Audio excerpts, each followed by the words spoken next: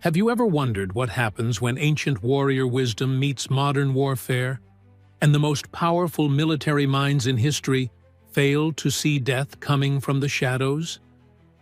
Before we dive into this classified story that was buried for decades, I need your help. First, comment below and tell me where you're watching from. Second, hit that subscribe button because this channel needs your support to keep bringing you these secret stories that changed history forever. The algorithm is trying to hide this content, and only you can help us fight back. The winter of 1944 was particularly brutal in the Ardennes forest. Snow covered the corpses of American soldiers faster than medics could reach them. The German offensive had caught everyone off guard. Wehrmacht commanders, trained in the finest military academies of Europe, orchestrated their movements with mechanical precision. Their intelligence reports showed complete superiority. On paper, the Battle of the Bulge should have been Germany's greatest victory. But something happened in those frozen woods that no German general could have predicted. Something so primitive and unexpected that it wouldn't appear in official reports for another 43 years. Captain James Whitehorse stood at attention in a tent that smelled of wet canvas and cigarette smoke. He was 27 years old, born on the San Carlos Apache Reservation in Arizona, and he had been pulled from his unit 3 days earlier without explanation. Across from him sat a man in a suit that looked too clean for a war zone. No rank, no insignia, just cold gray eyes that had seen too much. The man placed a file on the table between them. Inside were photographs of dead German officers. Not killed by bullets. Not killed by shrapnel. Each man had died with a look of confusion frozen on his face. Small puncture wounds through the neck, so precise they could have been made by a medical instrument. But they weren't. They were arrows. Ancient arrows with obsidian tips. The kind James's grandfather had taught him to make when he was 8 years old. "We need men who can move like ghosts," the suited man said. "Men who understand silence. Men who know how to kill without modern weapons when the situation demands it." James said nothing. His people had been killing silently for thousands of years before Europe even knew America existed. The irony wasn't lost on him that the same government that had tried to erase his culture now needed it to win a war. "You'll be reporting directly to me. No official records, no medals, no recognition. If you die, your family gets a letter saying you were killed in action in France. That's all." James nodded once. He had 7 cousins, all Apache, all soldiers, all trained by grandfathers who remembered when the cavalry hunted them. Within a week, they would become something the German military had no doctrine to counter. They would become code name Shadow Thunder. The operation began on December 18th. While Patton's Third Army prepared their famous relief of Bastogne, a different kind of warfare was happening in the forests to the north. German officers started disappearing. Not captured, not killed in firefights. They simply vanished from their command posts. Sometimes their bodies would be found days later, miles away, stripped of all documentation, with those same impossible wounds. Wehrmacht intelligence officers examined the corpses with increasing panic. The precision suggested professional assassins, but the method made no sense. Why would elite commandos use primitive weapons? Why leave bodies where they could be found? The psychological warfare was devastating. German soldiers started reporting shadows that moved wrong, sounds that didn't belong to any animal they knew, and a creeping paranoia that something ancient and angry was hunting them through the trees. Lieutenant Klaus Richter was one of the few German officers who survived an encounter with Shadow Thunder. His testimony, recorded in a psychiatric hospital in 1946, was classified until 2003. His words are worth quoting directly. "They weren't human. I know how that sounds, but you must understand. I was trained at the Kriegsakademie. I fought in Poland, France, Russia. I knew every Allied tactic. But these things in the forest, they moved between spaces. One moment, the trees were empty. The next moment, Hans was on the ground with something in his throat. No sound, no warning, just death. And when I tried to shoot, when I finally saw one of them clearly, he looked at me. Just looked. And I knew, in that moment, that my weapons meant nothing. That all our tanks, all our plans, all our superior training meant nothing against something that had been perfecting the art of killing for 5,000 years. The German High Command tried to adapt. They pulled their officers back from forward positions. They implemented new security protocols. They even brought in specialists from the Sicherheitsdienst, the SS intelligence service, men who had hunted partisans across Eastern Europe. None of it mattered. James and his team had an advantage that transcended military doctrine. They knew the forest wasn't an obstacle to be overcome. The forest was an ally. Every branch, every shadow, every sound of wind through pine needles was information. While German soldiers saw hostile terrain, Apache warriors saw home. But the true genius of the operation wasn't just the killing. It was what happened after. Shadow Thunder didn't just eliminate officers. They stole documents, decrypted orders, copied maps, and they did it in a way that made the Germans question their own security measures. Sometimes they would leave the documents exactly where they found them, but rearranged just slightly.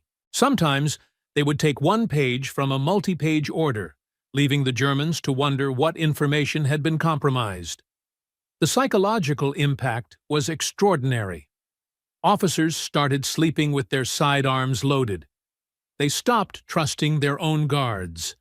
Paranoia became as deadly as any weapon. The man in the suit visited James's field camp on Christmas Eve. Snow fell silently outside as he reviewed the team's progress. 37 high-value targets eliminated. 0 American casualties. Intelligence Hall exceeded expectations, but the suited man wasn't smiling. "We have a problem," he said, spreading new photographs across the makeshift table. "These men were killed yesterday. Same method, same precision. But they weren't German." James looked at the photos. American officers, colonels and majors from units operating 50 miles south of Shadow Thunder's operational area. The wounds were identical, obsidian-tipped arrows through the neck. "Someone else is out there," the suited man continued. "Someone using your methods. Someone who apparently doesn't care about which uniform their target is wearing." James picked up one of the photographs. The dead officer's eyes were still open, frozen in that same expression of confusion he'd seen on German faces. But there was something else. Something that made his blood run cold. Around the officer's neck, barely visible in the photo, was a marking. 3 parallel lines cut into the flesh. It was a signature, a message. And James recognized it. His grandfather had told him stories about the Ghost Clan, a secret society within the Apache Nation that predated the Spanish conquest. Warriors who had taken an oath that transcended loyalty to any modern nation. Men who served only the old ways, who believed that the white man's wars were just opportunities to settle ancient debts. His grandfather had said they were legends, stories told to scare children. But legends don't leave 3 parallel cuts on corpses. The suited man was watching him carefully. "You recognize the marking." It wasn't a question. James set the photograph down. "If what you're suggesting is true, then we have a much bigger problem than a few dead officers." "Explain." "The Ghost Clan doesn't kill randomly. If they're active, if they're really out there, then someone woke them up. Someone gave them a reason. And once they start, they don't stop until their mission is complete. What mission? James looked at the suited man for a long moment. Outside, the snow continued to fall, burying secrets that Europe would take decades to excavate. I need to make some calls to people who don't officially exist, and I need you to understand something. If I'm right about what's happening here, then Shadow Thunder isn't the only ancient weapon being used in this war. And the Ghost Clan doesn't answer to Washington. The next 48 hours changed everything. James made contact with elders on 3 different reservations using codes and phrases that predated the telephone. The responses he received were uniformly disturbing. 7 Apache warriors had disappeared from their units between October and December. All combat veterans, all trained by grandfathers who remembered the old ways. All reportedly killed in action, but no bodies had been returned to their families. The Suited Man's organization, which James was beginning to suspect was something more shadowy than military intelligence, launched a parallel investigation. What they discovered painted a picture so complex and disturbing that parts of it remain classified to this day. The German Ahnenerbe, the Nazi organization dedicated to researching ancient cultures and occult practices, had been operating in the American Southwest since 1938. They had been searching for something: ancient sites, sacred grounds, and they had been particularly interested in Apache burial locations. On December 31st, 1944, Shadow Thunder received new orders. They were to track and eliminate a German Special Operations Unit that had infiltrated Allied lines disguised as American soldiers. The unit was led by a man named Dietrich Kessler, an Ahnenerbe researcher who had spent 3 years in New Mexico before the war, supposedly studying Pueblo Indian pottery. But Kessler's real interest had been something darker. He had been searching for proof of his theory that Native American warrior traditions contained knowledge that could be weaponized for the Reich. James understood immediately what had happened. Kessler hadn't just studied Apache culture, he had found members of the Ghost Clan, had made promises, had convinced them that the American government was their true enemy, that the war in Europe was an opportunity to reclaim stolen land and lost dignity. The Ghost Clan didn't care about Hitler or Roosevelt. They cared about revenge against a nation that had spent a century trying to erase them. The hunt began on January 2nd, 1945. James led his team deep into the Ardennes, tracking signs that only someone raised in the old ways could interpret. Broken branches arranged in patterns that meant nothing to modern eyes, but spoke volumes to those who knew the language. They were following 2 groups simultaneously now: the Germans and the Ghost Clan warriors, who were hunting both Germans and Americans with equal precision. They found the first body on January 4th, a Ghost Clan warrior named Thomas Nietzsche. James had known him as a child. Thomas had been shot 3 times in the back, professional grouping, and his weapons had been taken. But before he died, Thomas had left a message: symbols drawn in his own blood on a fallen log. It took James an hour to decipher it, and when he did, the implications made him physically ill. The symbols weren't Apache. They were German. Specifically, they were Ahnenerbe notation, the kind used in archaeological surveys. Thomas had been trying to warn someone. The Ghost Clan hadn't been recruited by Kessler. They had been hunting him. They had discovered what Kessler was really doing in the forest, and they had tried to stop him. But something had gone wrong. Terribly wrong. James reported his findings to the Suited Man via encrypted radio. The response came back within an hour. Shadow Thunder was now authorized to use any means necessary. Rules of engagement were suspended. This was no longer about winning a battle. This was about preventing something catastrophic from escaping the Ardennes forest. They found Kessler's camp on January 6th. It was hidden in a ravine that shouldn't have been there, a geological impossibility that somehow existed anyway. The camp was empty, but what they found there would haunt every member of Shadow Thunder for the rest of their lives. Documents written in a mix of German and Apache, photographs of sacred sites, and bones, human bones arranged in patterns that James recognized from the most forbidden stories his grandfather had told him, the ones whispered only during new moons, the ones about what happened when you disturbed certain places. Kessler hadn't been trying to recruit the Ghost Clan. He had been trying to wake something up, something that Apache shamans had spent centuries keeping asleep, something that the elders called the skin that walks, an entity that existed in the space between human and spirit, that fed on violence and war, that grew stronger whenever blood soaked into contested ground. And the Ardennes forest, where hundreds of thousands had died in 2 world wars, was exactly the kind of place it would thrive. We need to leave. Now. James's voice was steady, but his hands shook as he photographed the evidence. This isn't a military operation anymore. This is containment, and we're not equipped for it. One of his team members, a warrior named David Geronimo, was examining something in the corner of the camp. "Captain, you need to see this." It was a journal, written in English. The handwriting was precise, almost mechanical. The first entry was dated December 1st, 1944. The author identified himself as Dietrich Kessler, but as James read through the entries, he realized this wasn't a German researcher documenting his findings.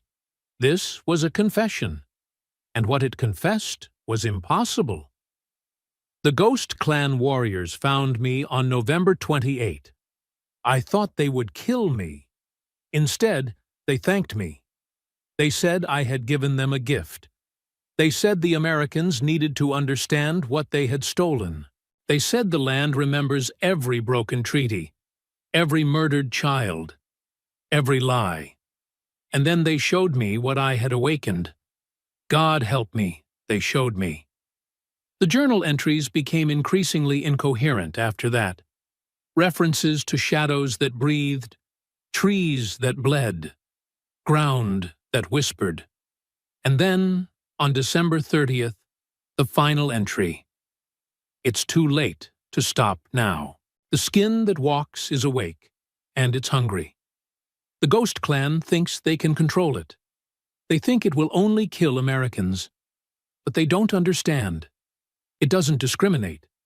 It feeds on war itself, on hatred and fear and violence. And there's so much of that here. So much. I tried to tell them. I tried to warn them that some knowledge should stay buried. But they wouldn't listen. And now we're all going to pay for my arrogance. If anyone finds this journal, tell them to burn this forest. Burn it all. It's the only way to stop it from spreading. James closed the journal. Around him, the Ardennes forest was absolutely silent. No birds, no wind. Just the sound of his own breathing and the distant rumble of artillery. He looked at his team, 6 Apache warriors who had trusted him to lead them through this war. 6 men who were starting to understand that they had stumbled into something far older and more dangerous than any German offensive. "We're not alone here," David said quietly. "I can feel it watching us." James could feel it too, that sensation of being observed by something that didn't have eyes in the conventional sense, something that saw through walls and flesh and thought. He had felt it once before, as a child, when he'd accidentally wandered into a sacred cave his grandfather had specifically told him to avoid.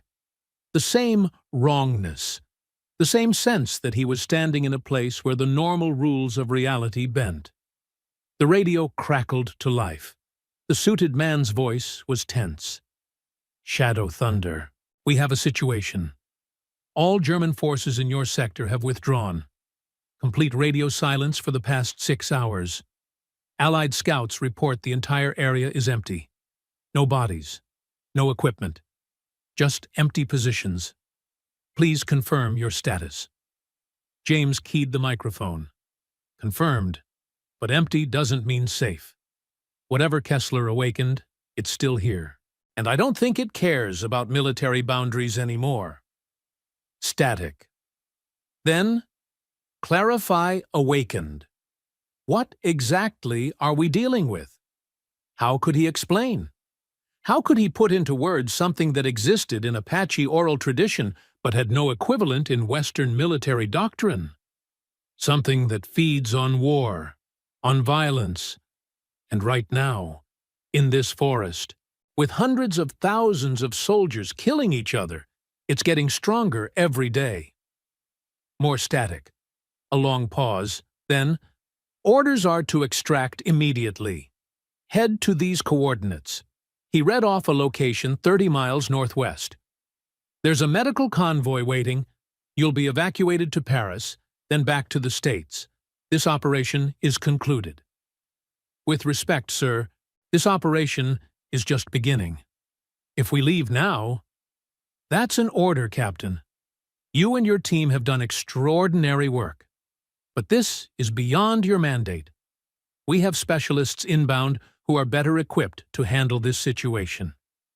James wanted to argue, wanted to explain that specialists with PhDs and classification clearances would be less than useless against something like the skin that walks.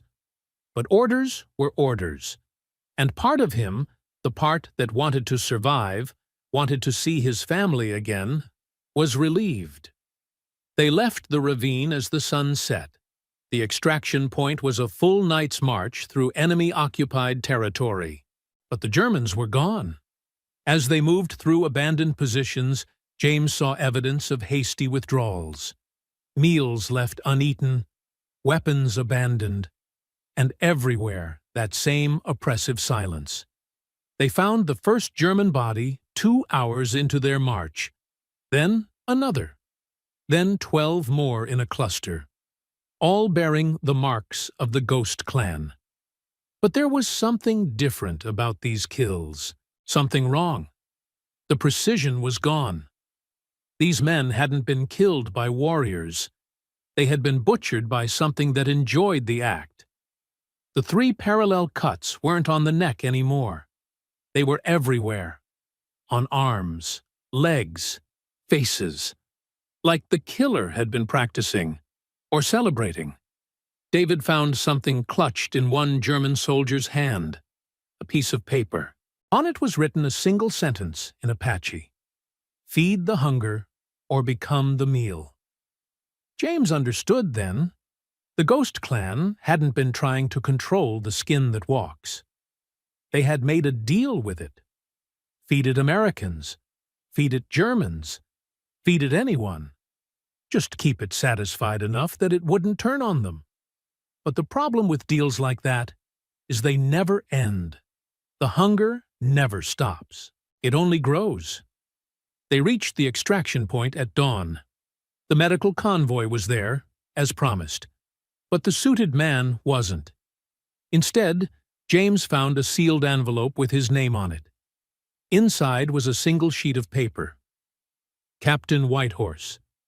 By the time you read this, you'll understand why this operation could never be officially acknowledged. The specialists I mentioned are already at work. The Ardennes forest will be designated a contaminated zone and restricted for the next 20 years. The official story will be unexploded ordnance. The truth is something that would cause mass panic if it ever became public. You and your team will be debriefed separately in Paris. You will sign documents classifying everything you witnessed under the Espionage Act. You will never speak of this again. But know this: what you stopped was worse than any German offensive. The intelligence you gathered may have saved thousands of lives, perhaps millions. You are all heroes, even if the world can never know it.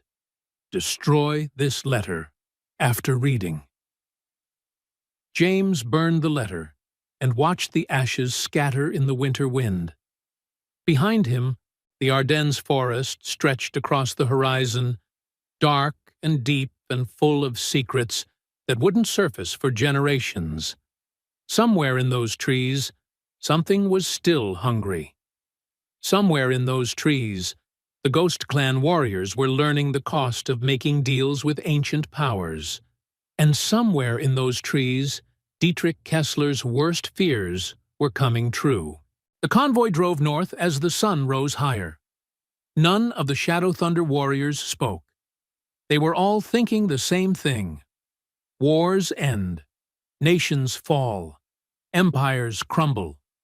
But some things, some hungry things that live in the spaces between what is and what should never be, those things are patient. Those things can wait. The debriefing in Paris lasted 3 days. James and his team were separated, interviewed by men who never gave their names, asked to recount events in excruciating detail, then asked again to ensure consistency. On the 4th day, James was taken to a basement room in a building that had no official address. The suited man was waiting for him. "We have a problem, Captain. A significant problem." He placed a folder on the table. Inside were aerial photographs of the Ardennes forest, taken 2 days after Shadow Thunder's extraction. James studied them carefully. At first, he saw nothing unusual. Trees, snow, the scars of war. Then he noticed the patterns, circles of dead vegetation spreading outward from multiple points throughout the forest. Each circle was approximately 300 meters in diameter, and at the center of each circle was a darkness that the camera couldn't quite capture.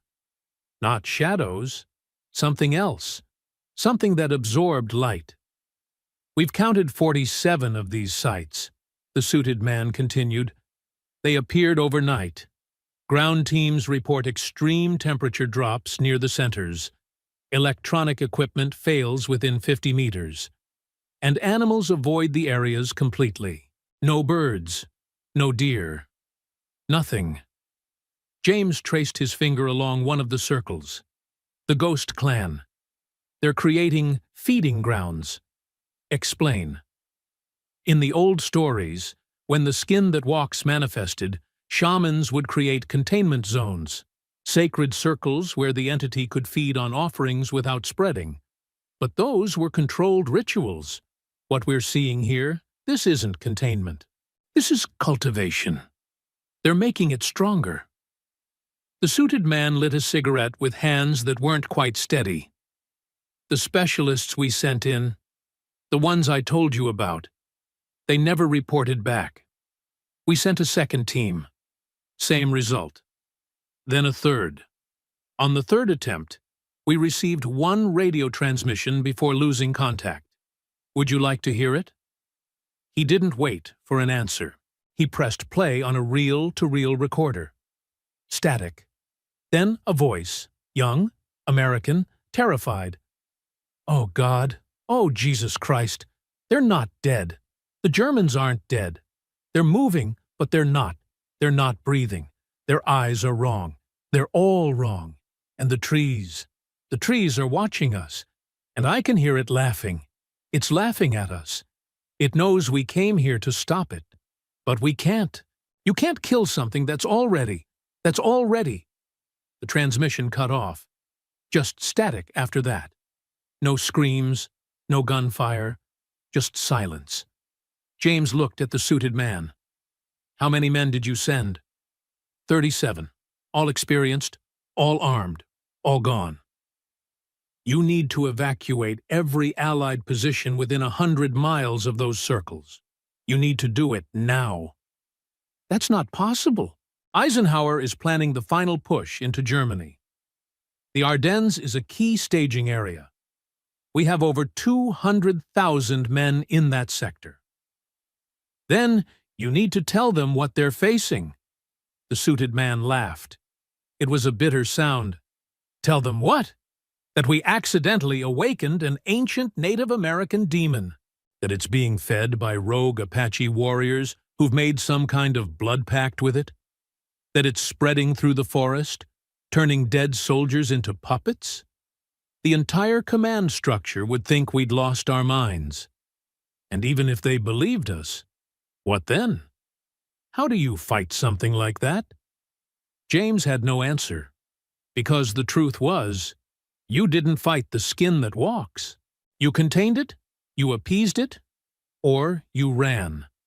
And with 47 feeding grounds already established, containment had failed. Appeasement would require sacrifices that no government could sanction, which left only one option. "I need to go back," James said, "with a different kind of team." The Ghost Clan warriors? No, medicine men, shamans, people who know the old ceremonies, people who can close what Kessler opened.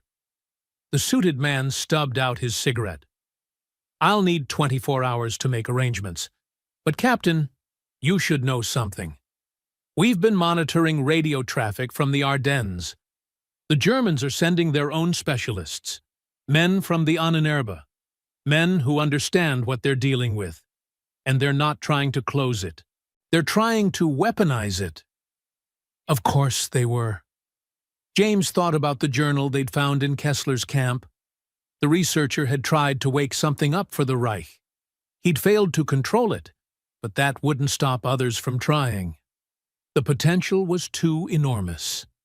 An entity that could turn corpses into soldiers, that fed on war itself, that grew stronger the more violence it consumed. In the wrong hands, it wouldn't just win battles. It would make victory irrelevant.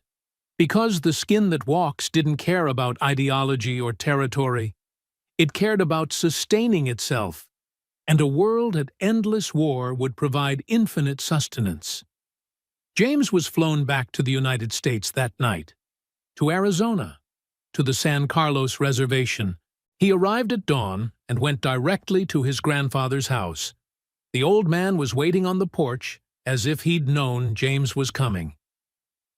"You look like you've seen death walking," his grandfather said in Apache. "Worse, I've seen death dancing." They went inside. James told him everything. The operation, Kessler's research, the Ghost Clan, the feeding grounds. His grandfather listened without interruption, his face growing darker with each revelation. When James finished, the old man was silent for a long time. "The Ghost Clan were fools," he finally said. "They thought they could use the skin that walks against their enemies. But you cannot use a flood. You can only drown in it or get out of its way. Can it be stopped? Stopped? No. Contained. Perhaps, but the cost would be high. The ceremony requires 7 medicine men, 7 days, 7 sacrifices, and even then, there's no guarantee. The skin that walks has been feeding on European war for weeks. It's stronger than it's been in centuries, maybe stronger than it's ever been. Will you help me?" His grandfather looked at him with eyes that had seen the cavalry charge through Apache camps, that had watched his people herded onto reservations, that had witnessed the slow death of a way of life. "You're asking me to save the same government that tried to destroy us. That took our children. That broke every treaty. That called us savages while they committed genocide. I'm asking you to save innocent people who had nothing to do with those decisions. Soldiers who are just following orders.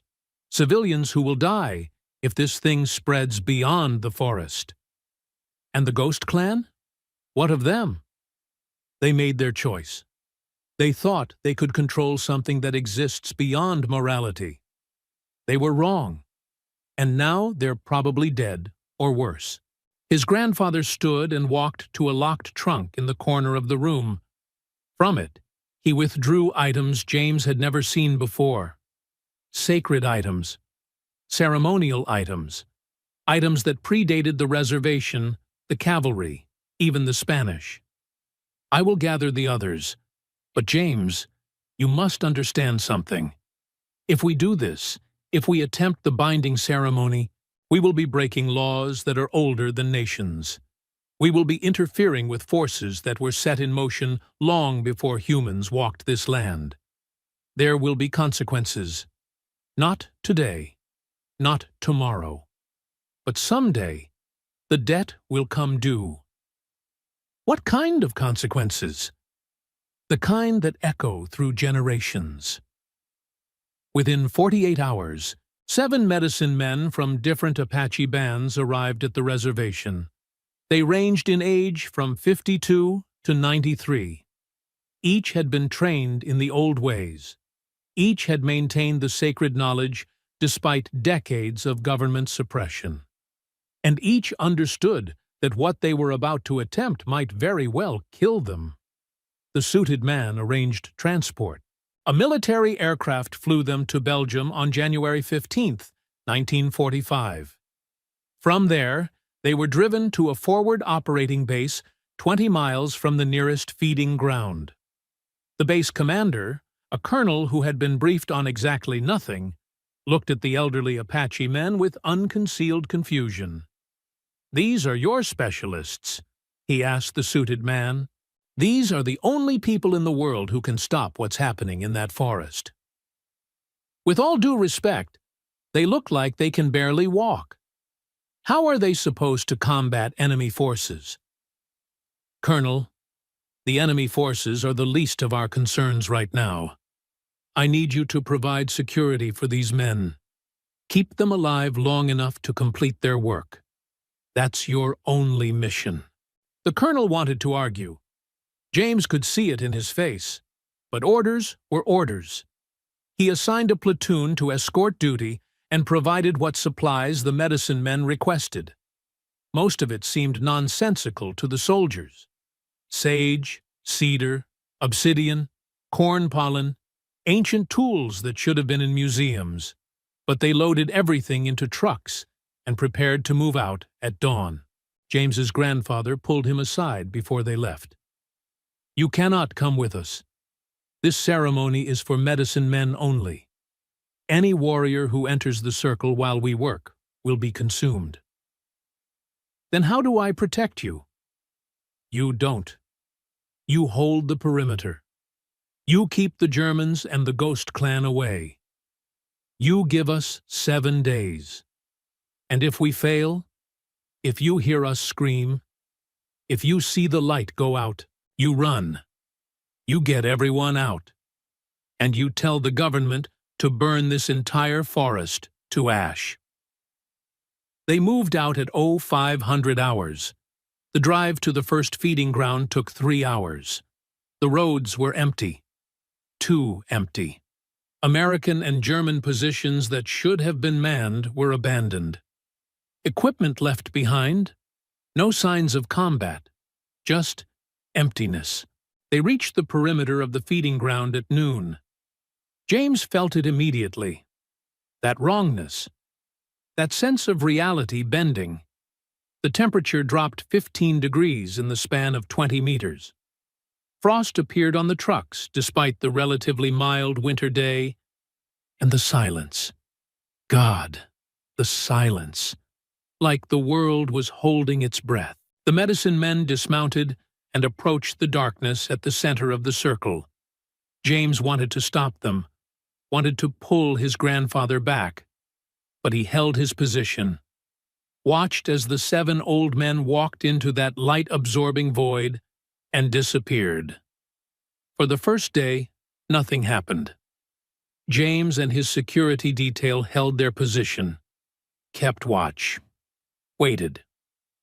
On the second day, they heard singing, faint, in Apache. Ancient words that James recognized from childhood ceremonies but couldn't quite translate. The singing continued through the night. On the third day, the Ghost Clan attacked. They came from the trees like shadows given form. James counted 8 of them, still wearing their American uniforms, still carrying their weapons. But their eyes were wrong, completely black, like looking into empty sockets. They moved with purpose, heading directly for the feeding ground. And when James's security detail opened fire, the bullets passed through them without effect. James understood then. They weren't Ghost Clan warriors anymore. They were extensions of the skin that walks. Puppets animated by its hunger. And they were trying to stop the ceremony. He did the only thing he could think of. He charged them, not with his rifle, with a knife his grandfather had given him. Obsidian blade. Blessed in ceremonies James had never been allowed to witness. He drove it into the chest of the nearest Ghost Clan puppet, and the thing screamed. Not in pain, in rage, in recognition. The obsidian was anathema to it. Ancient stone against ancient hunger. The fight that followed was brutal and surreal. James and his team discovered that while bullets were useless, anything made from natural materials could hurt these things. Knives, clubs, even sharpened sticks. The security detail adapted quickly, improvising weapons from branches and rocks, fighting enemies that bled black and never stayed down unless you severed the head completely. They held the perimeter for 4 days, lost 11 men, killed or incapacitated 23 Ghost Clan puppets. And on the 5th day, the Germans arrived. They came in force. Not Wehrmacht soldiers. SS, specifically, a unit that wore no insignia, carried equipment James didn't recognize, and moved with the coordination of men who had fought things that defied conventional tactics. Their commander was a tall man with a scar that split his face from temple to jaw. He approached under a white flag. "Captain Whitehorse," he said in perfect English. "I am Sturmbannführer Christoph Steiner. I believe we have a mutual interest in what is happening in this forest." James kept his rifle trained on him. "If you're here to stop the ceremony, you'll have to kill me first." Steiner smiled. It was a cold expression. "Stop it? Captain, we're here to help.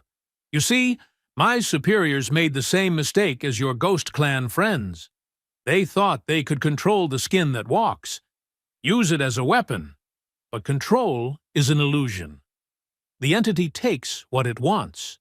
And right now, what it wants is to escape this forest and spread across Europe. If that happens, the war won't end. It will transform into something worse, something eternal. Why should I believe you? Because 6 days ago, it consumed my entire unit. 43 men. All turned into those things you've been fighting. And because 3 days ago, it started appearing in German positions 100 miles from here. It's spreading. Faster than anyone anticipated.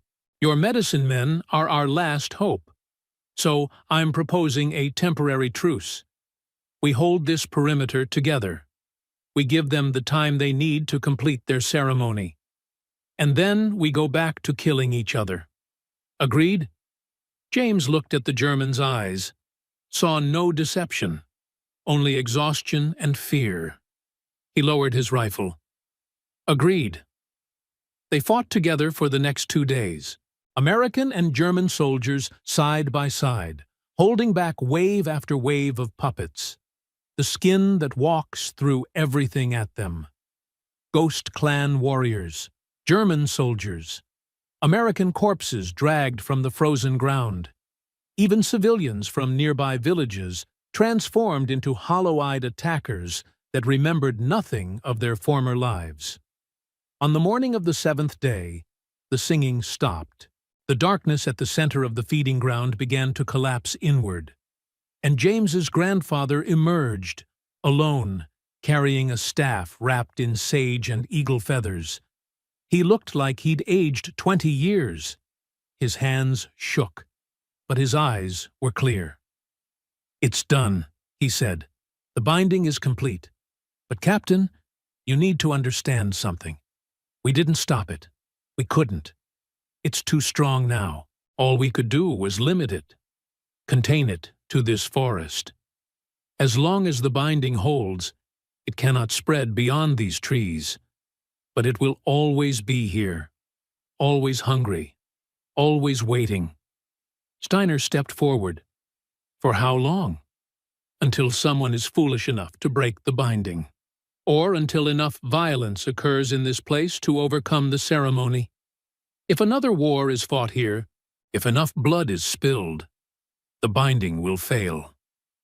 James looked around at the forest, at the trees that had witnessed 2 world wars, at the ground soaked with the blood of millions.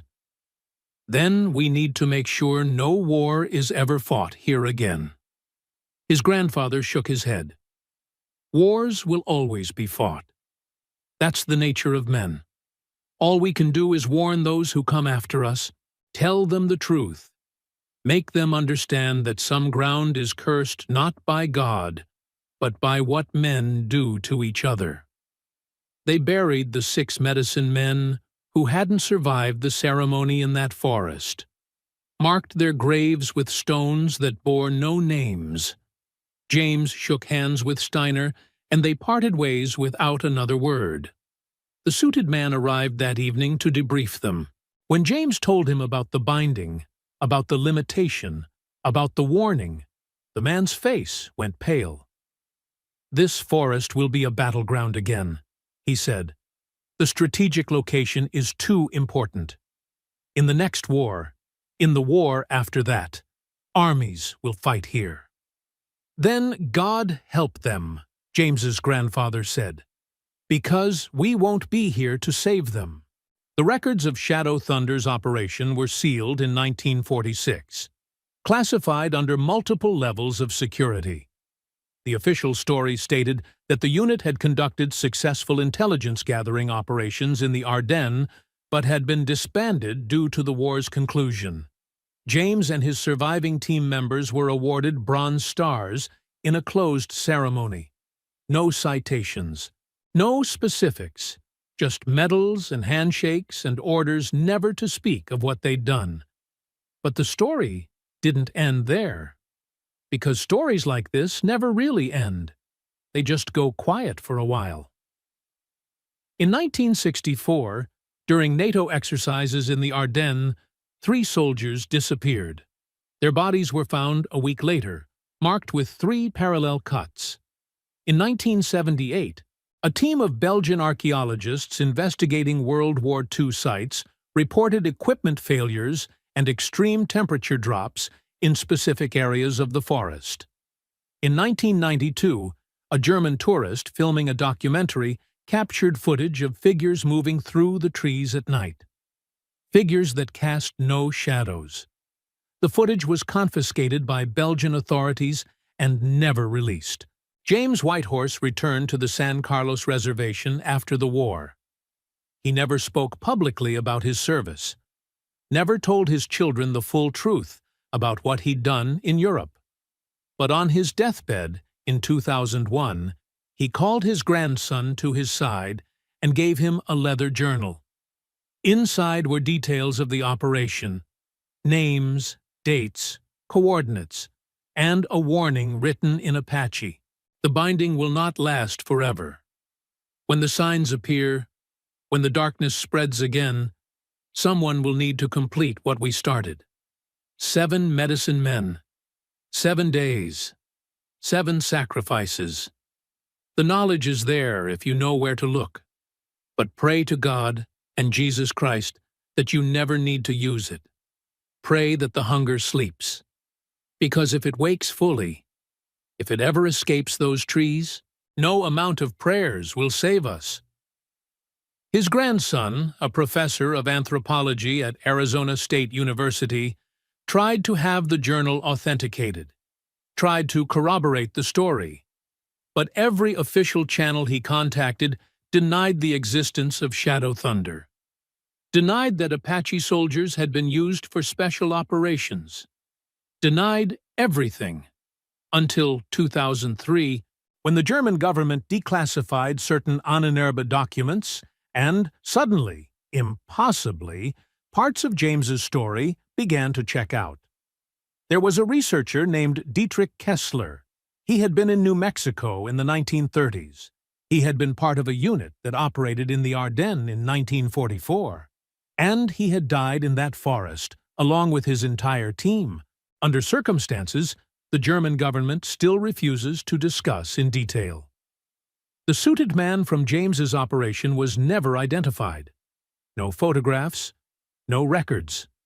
Just testimony from the few Shadow Thunder veterans still alive that he existed, that he gave them orders, that he knew things no ordinary intelligence officer should have known.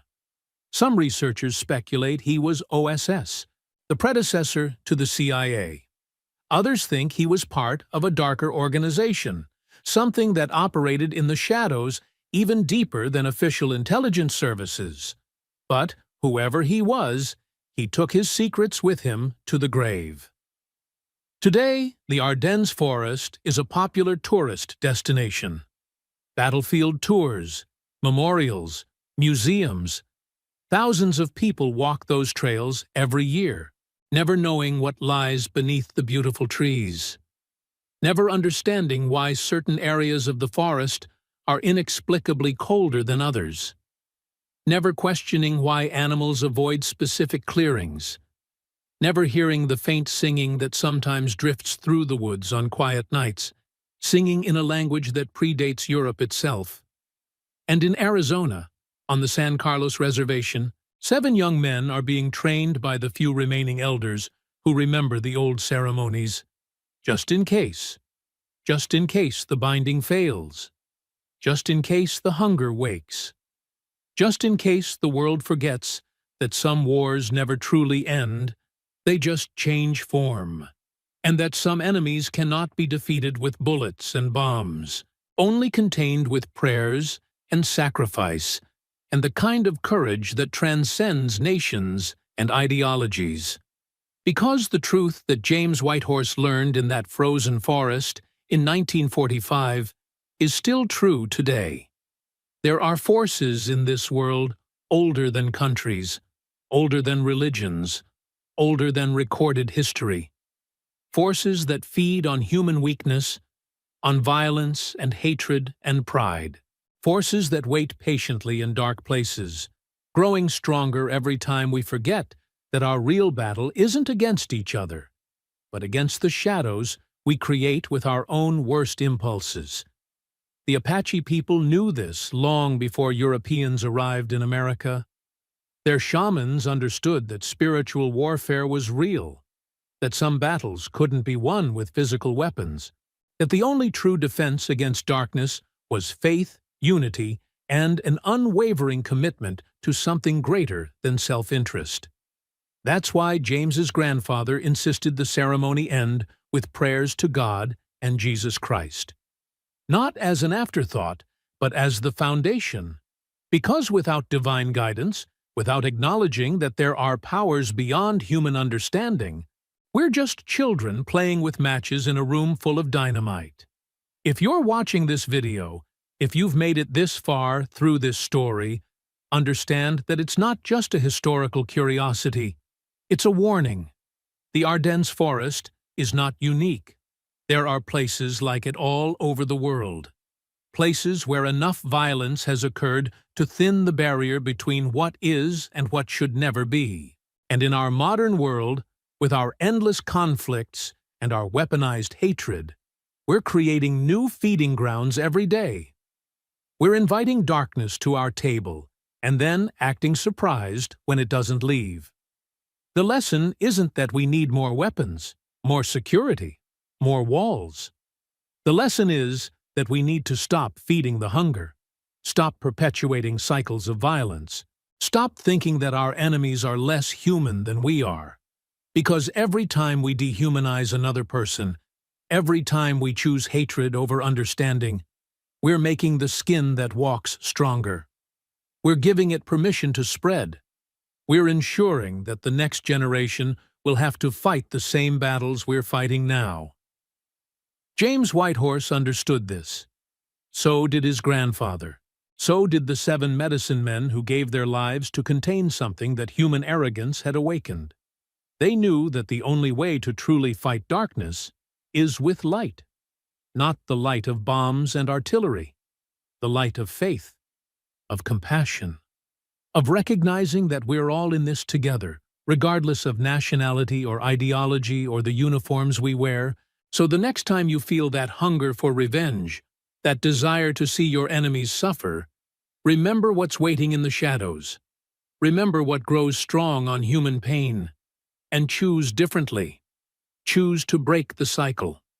Choose to follow the path that God and Jesus Christ laid out for us, the path of forgiveness and redemption and love, even for our enemies, especially for our enemies. Because that's the only way the binding holds. That's the only way the darkness stays contained. That's the only way we avoid becoming puppets ourselves, animated by ancient hungers we don't even understand. The war isn't over. It's never over.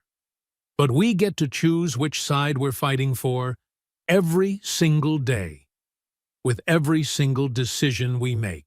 And if you ever find yourself in the Ardennes forest, walking those beautiful trails, and you feel that sudden cold, that oppressive silence, that sense of being watched by something that doesn't have eyes, say a prayer. Remember the 7 medicine men. Remember shadow thunder. Remember that their sacrifice bought us time, not victory. And ask yourself, am I feeding the hunger, or am I starving it? The answer to that question might be the most important decision you ever make.